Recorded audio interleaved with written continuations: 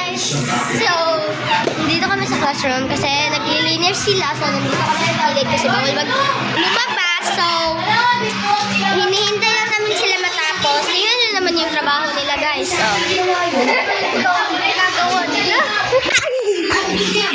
ginagawa pala nila, guys. Ay, sige, kasama pa. Ito yung isang kaklase namin, guys. Sobrang, sobrang mali pa yun. So, ito ang aming CR, guys. CR, and ito yung lababo namin, guys. And ito yung isa namin kaklase, Blessing. So,